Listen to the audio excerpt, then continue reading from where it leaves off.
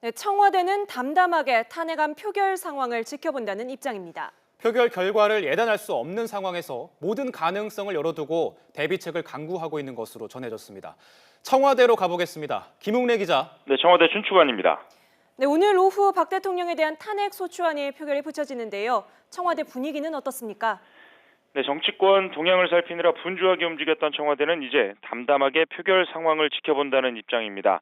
긴장감과 차분함이 교차하는 가운데 일부 참모진은 새벽부터 출근해 국회 상황과 표결 이후 대비책을 점검하고 있습니다. 박 대통령도 탄핵안 표결 이후 전국 수습책을 직접 챙겼습니다. 박 대통령은 어제 참모들과 함께 탄핵안 표결을 앞둔 국회 상황을 파악하고 이후 대비책을 논의한 것으로 알려졌습니다. 박 대통령은 이 자리에서 담담하게 표결 상황을 지켜보자고 당부한 뒤 나라가 혼란스럽지 않도록 꾸준히 일해달라, 또 경우의 수를 잘 살펴 차분하게 대처해야 한다고 말한 것으로 전해졌습니다. 일희일비하지 말고 표결 결과를 보고 상황에 맞춰 최선을 다하자는 말도 덧붙인 것으로 알려졌습니다. 표결 시점이 다가오면 박 대통령도 관저에서 국회 상황에 대한 보고를 받으며 TV 생중계를 통해 표결 과정을 지켜볼 것으로 보입니다. 표결 결과가 나오면 어떤 형식으로든 입장을 표명할 것으로 관측됩니다. 네, 표결 이후의 상황에 대한 대비책도 궁금한데요. 우선 탄핵안이 가결되면 어떻게 되는 겁니까? 네, 앞서 이형원, 임성호 기자가 전해드린 대로 탄핵소추안이 가결돼서 소추 의결서가 박 대통령과 헌법재판소 등에 전달되는 즉시 대통령의 권한 행사가 정지됩니다. 헌법재판소에 탄핵 심판이 있을 때까지 길게는 180일 동안 직무를 수행할 수 없게 되는 겁니다.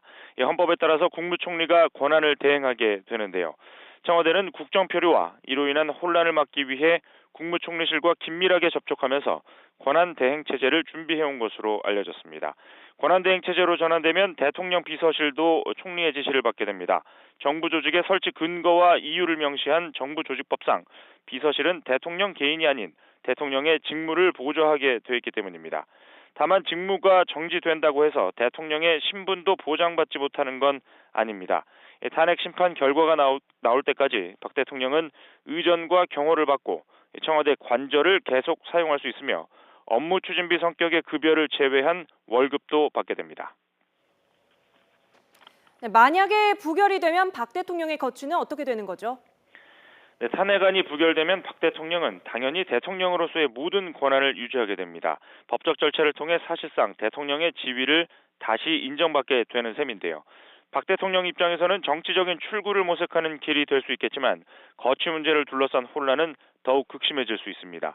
우선 박 대통령은 이번 주 초에 새누리당 이정현 대표와 정진석 원내대표를 만나 4월 퇴진, 6월 조기 대선이라는 당론을 존중한다고 밝혔습니다. 하지만 탄핵안 표결로 이 같은 입장이 유지되기 어려울 것이라는 관측이 나오고 있고 거취 문제에 대한 박 대통령의 추가 입장도 아직은 나오지 않은 상태입니다. 이런 가운데 촛불 민심은 박 대통령의 즉각 퇴진을 요구하고 있습니다. 야권 역시 탄핵안 표결과 별도로 박 대통령의 퇴진을 촉구해왔습니다.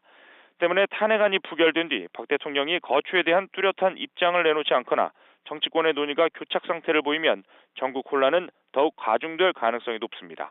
지금까지 청와대 춘추관에서 YTN 김웅래입니다.